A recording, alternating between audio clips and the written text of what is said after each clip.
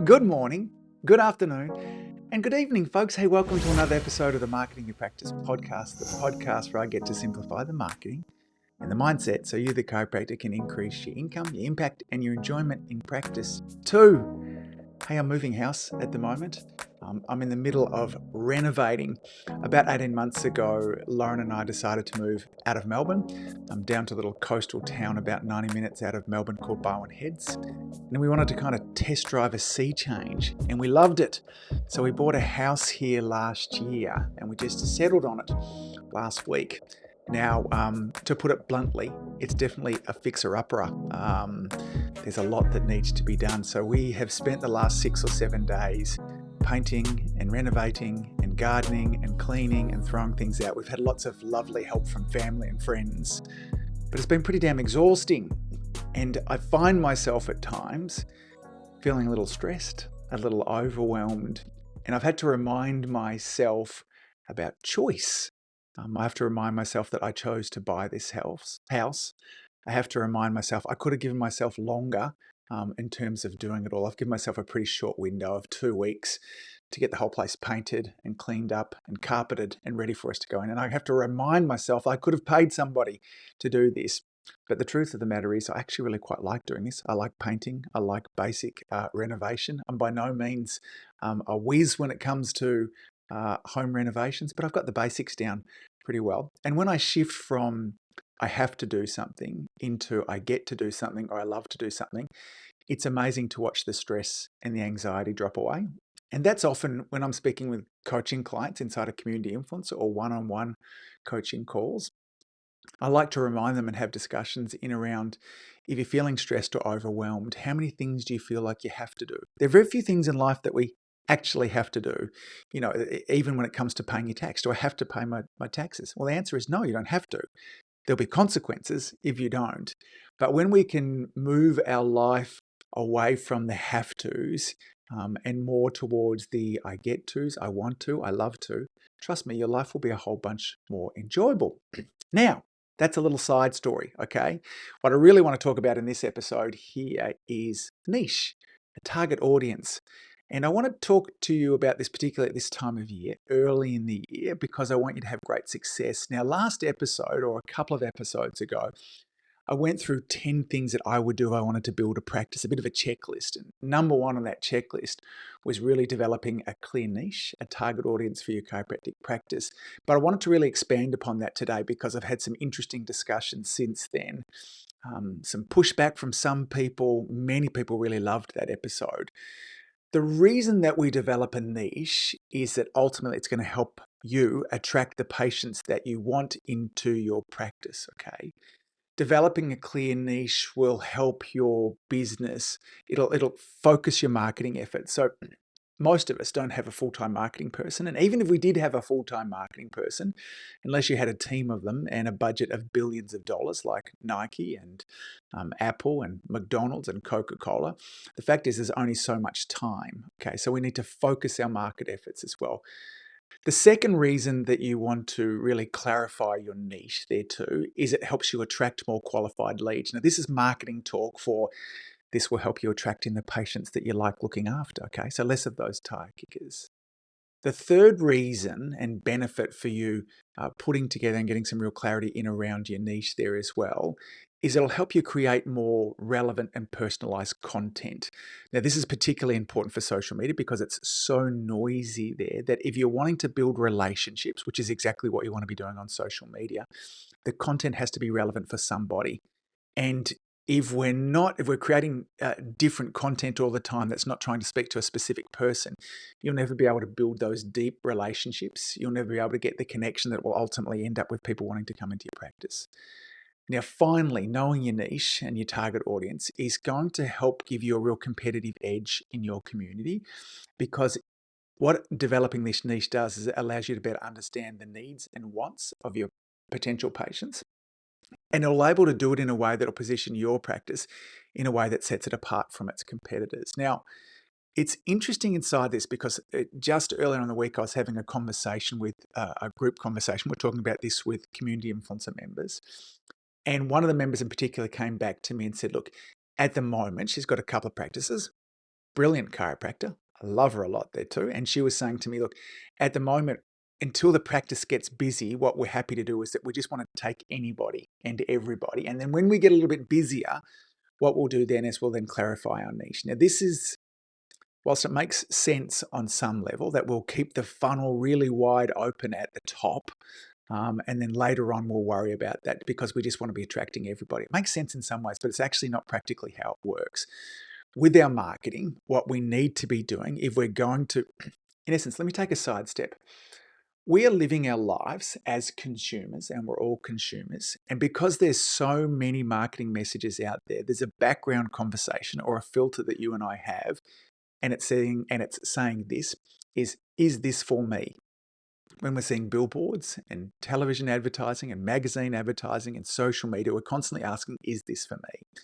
Now, if the message that you're putting out to your community is higgledy-piggledy and not focused, the chance of you showing up and being able to break through the noise and having me say this is for me is almost minimal.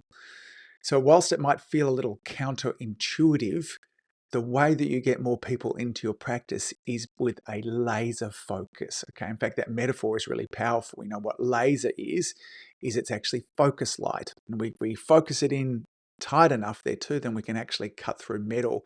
But if it's spread out like a torch, we're not able to create that same impact.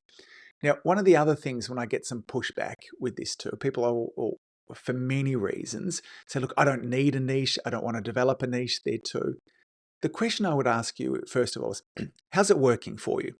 Are you having the impact, the income, and the enjoyment in practice that you want? Now, if you are, then fantastic, okay? Then this episode maybe you can ignore. Or probably what's happening is that you do have a niche and a target audience, but you're not really aware of it. Now, I'm going to share with you a tool that I've kind of put together in a moment, okay?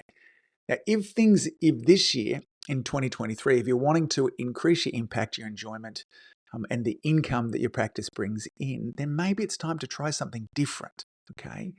Now, if you're wondering whether you do have a niche, then I've got 10 questions that I'm going to ask. In fact, I've got a lot of questions I'm going to ask in today's episode. This is a scoring system that maybe as you're driving along right now, in fact, I'll make sure I have these questions in the show notes. But as you're driving along or walking along, maybe mentally you want to kind of score yourself on these. So on a 0 to 10 scale, and the idea of this tool here is to help you assess your understanding of your niche. And also what it'll do is it'll help you identify areas for improvement or development. So these areas that perhaps you score low on, less than a 5, these are areas that you say, oh, I could really improve on that. So the first question is this: I have a clear understanding of the specific conditions that I'm most interested in caring for. Okay, so there are couple of different ways that we can break up niche, and one of them is condition specific. So there's a guy over on YouTube, and in fact he's doing great on YouTube, and he's also doing wonderfully well on Instagram, who's the migraine doc. That's his take on things. Okay, so he has chosen a condition that he wants to be known for in his community, or in fact around the world. So I've got a client who I coach inside of Community Influencer, where his niche is chronic pain. That's what he deals with. He has a brilliant set of skills, and his practice is all set up to deal with these people. Now, many of us really have difficulty dealing with people with chronic pain, but this guy, Rob, is brilliant at it, and he does it in a really wonderful, vitalistic way also. There are chiropractors, or a particular chiropractor in Melbourne where I used to work, who had a real focus on dizziness. Now, whenever I had patients with complicated dizzy issues, I always sent them to this guy. That was his niche. So what would you score yourself there? Do you have a clear understanding on the specific conditions that you're most interested in caring for? Now, the other way, question number 2, that we can easily break down niche is that we can think about patient population. So question 2 is, I have a specific patient population or demographic that I focus on. So this could be athletes, it could be pregnant women, it could be children, it could be families. And so in the early days of my practice, families was very much the niche that we had a lot. In fact, before that, I'll tell a little bit of story later on. But for the vast majority of my practice life, it was families that we cared for. We wanted to position ourselves as a family chiropractic practice. Question number 3.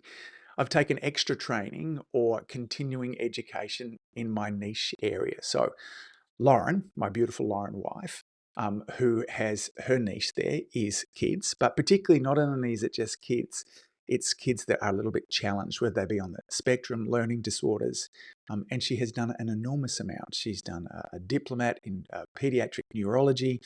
She's forever reading and learning and taking seminars. So how would you score yourself that? So if it's athletes that you like to look after, are there extra training, or is there extra training that you have done? Now, this might not only be kind of CPD, but it might be books that you're reading. It could be podcasts like this that you're listening to. But what are you doing to help yourself better serve these people? Okay, that's question number 3. Question number 4 is, I've had success in caring for these patients in my niche in the past. Now, this is something that will help to bring you confidence. Now, it's one thing for you to market to these groups of people, but if you can't help them, then that's not going to serve you in the long run. Now, for those of you that are new in practice, this is a bit of a catch-22 situation, because you need the people to come in before you can help them. But that might just be that you've had some success in student clinic, or maybe you don't want to begin with choosing really complicated, complex niches to begin with. But where would you score yourself on that, okay? Have you had success caring for these patients in the past? Question number 5 is, I have a unique brand and messaging that aligns with my niche. Now, by this, when I'm talking about brand and messaging, I'm talking about both internal and external. So the branding of our family practice, when you walked in there, immediately when you turned to your left there was lots of kids' photographs on the walls. There was a child play area. Our whole practice was set up for seeing families. There was very much a family feel. Our messaging was all in around families. Our conversations on the initial telephone calls was related to family. Everything was family. So our branding and our messaging was very much aligned with that. So if you're looking after athletes, if you're looking after pregnant women, is your messaging aligned with all of that? Question number 6, I have specialized services or technique options that align with my niche. So again, if you're caring for pregnant women, do you have tables that will allow them to lie down more comfortably? Again, we had special tables in our practice that the kids loved to hop on. We had a sheep that they could hop on, and different pediatric tables. And the services and techniques that we did very much aligned with the patients that we wanted to care for. So Rob, who I talked about beforehand with these chronic patients, the techniques that he uses are very much designed towards helping them to improve the function of their spine and nervous system and help them get out of chronic pain. Question number 7, I have a clear understanding of how to attract the right patients to my practice. So once you've identified your niche, how good are you at actually attracting them? Because that's the second thing. So identifying the niche is one thing, but do you know what you need to do to actually attract them? Now, we talk about that a lot on the podcast, and other episodes will go into that. But are you getting in front of these people, and do you know how to talk their language? Do you know how to bond with them in a way that ultimately ends up with them coming inside of the practice? Question number 8. I have a plan to stay current with my niche, okay, or to stay relevant. Now, this can be one thing. It never ceases to amaze me. Particularly, this tends to happen with chiropractors after they've been in practice for 6 or 7 years. Is they just stop learning. They feel like they have a technique set and they have a way of communicating and they have a flow inside their practice. They just stop learning new things. There's something wonderful about learning a new technique, whether it's a new way to adjust a first rib, a new way to deal with a specific condition. But if you're not learning and growing, then you're dying. That's the very definition. If you're not growing, there's no sitting in the middle. You can't just tread water with regards to this. You want to remain current and relevant, and you need to have a plan and attack for that. So what new things are you going to learn this year that allow you to stay relevant with your niche? Question number 9, do you have any collaborations with other healthcare workers or other businesses that allow you to better reach this niche, but also allow you to better serve them? Okay, so this could be, again, other healthcare practitioners, might be massage therapists, it might be acupuncturists, it might be naturopaths, nutritionists. Do you have a relationship with other health practitioners? Do you have a relationship with other businesses in your area that your niche might like to go to? So again, what other questions are they asking you? So, with the families we used to look after, very active families, we knew lots about the schools in the areas. We had relationships with the schools where we would write in their newsletters. We also knew about gyms, we knew about personal trainers, we had a whole bunch of health practitioners that we could send them to, podiatrists that worked with kids, all these things. So we had these relationships and referral networks back and forward. So how would you score yourself on a scale of 0 to 10? And then question number 10 here, this is important for niche, as important as the other questions too, is do you have a clear understanding on the specific conditions or patient populations that you want to avoid? Okay, I'll talk about my journey with that as well. But part of it is knowing who you're not for. In fact, drawing a line in the sand, one of the really strong marketing principles is saying, here's what we're against. Putting or creating an enemy is a very powerful thing. Now, there are different ways that we can do this, and we don't have to do this in a douchebag type of way. But in the early days, Apple had a marketing campaign of PC versus Mac. The Mac guy was this kind of cool dude in jeans and a t-shirt, and the PC guy was a kind of nerdy guy. Now, they probably wouldn't go about it this way, but they have drawn a line in the sand to say, here's who we're not for. There's a real difference there too. And when you let your patients and your community know who you're not for, you'll actually magnetically attract the other people towards you, okay? So we want to create some sense of polarity. So those 10 questions there, again, I'll make sure that they are in the show notes. These 10 questions here will help you get an understanding. Now, maybe you scored high on all of them, in which case, high five to you, fantastic. But maybe there were some areas that you were low, and those areas that were low, this will help you identify where you can improve and develop throughout 2023. Now, there are many, I want to go over some of the frequently asked questions that I have with regards to niche there as well. And it is, when I'm talking about niche to some extent, I want you to understand this is not a forever thing. You don't have to get locked into it. That sense of permanence can be a little bit overwhelming. Right the way through university, I always wanted to look after athletes, and I wanted to look after elite athletes, not just our weekend warriors, but I had a goal of wanting to look after professional athletes. I had extra training in that. The communication I had about that was in the early days of the practice. This is before I shifted into a family practice. And I started to get a reputation in my area for looking after athletes. The avenue that I got into was looking after our swimmers.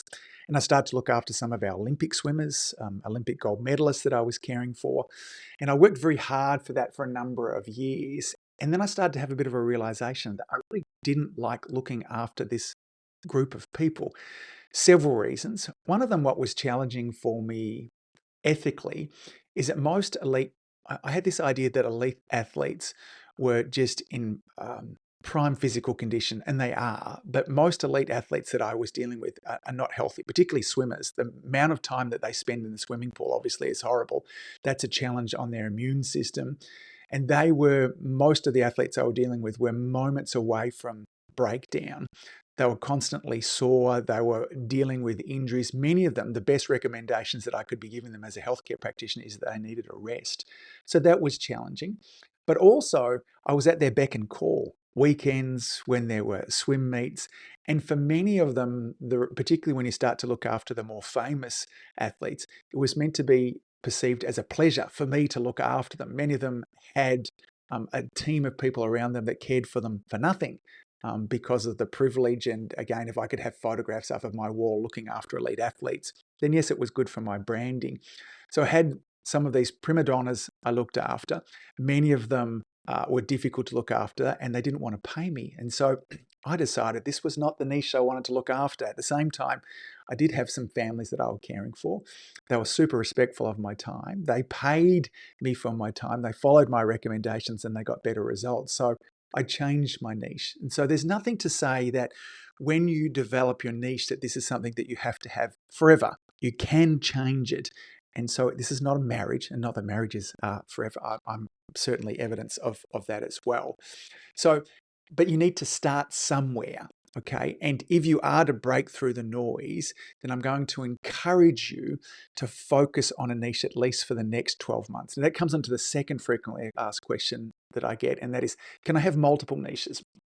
And the answer to that is no, not ideally, not to begin with anyway. If you're going to break through the noise, if you're going to get known for something, if you have multiple niches, then you're going to make it difficult. Now, again, this might depend on how close the niches are, because maybe if you're doing family and pregnancy and kids, they're all very much kind of under that one umbrella. And so you could certainly kind of bring them all together. But if it's elite athletes, and then at the same time, you also want to be caring for, pregnancy, then there might be some difficulty in you being known for something. And so what I would encourage you to do is, first of all, start with one area. Get known for that. And that probably means a focus on that area for at least the next 12 months. And then once you've done that and you're known for that, then you can branch out into some other areas. Now, one of the other frequently asked questions or challenges that people have with this is people will tell me, I don't want to be just looking after one kind of patient, Angus. That would be boring. I can't imagine looking after athletes the whole time too. Now, the good news for you is this, is that sadly, it's not quite that easy. Just by you clarifying your niche, it doesn't mean that only that kind of patient is going to come into you. You can think of this a little bit like the nucleus of a cell. Circulating around that nucleus are other atoms. And so this means that, if you are wanting to look after, pregnant mums, then these pregnant mums are going to send their kids in, their husbands, their wives, they're going to send in their friends, their loved ones. There, of course, many different sorts of patients will be coming into you, and that's if that's what you want, okay? But you have to, if you're, again, we'll go back to that question before, how's it working for you at the moment?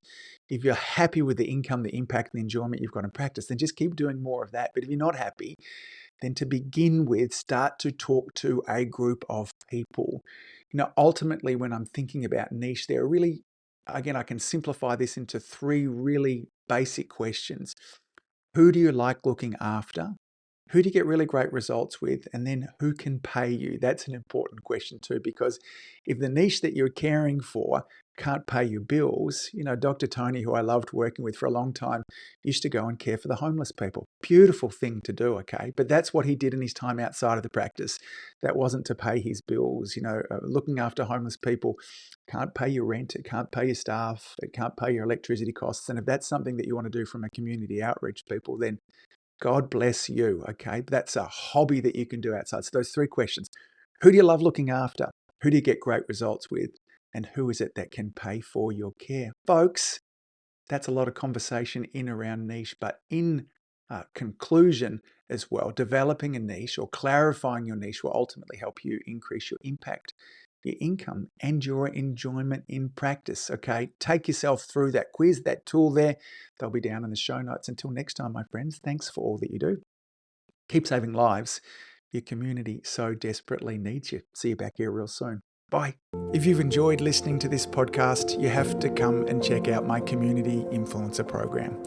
It's my monthly coaching program where we take all this material and I'll work with you to help you apply it, implement it, and systemize it. The Community Influencer Group Coaching Program is designed to help you increase your practice income, impact, and enjoyment.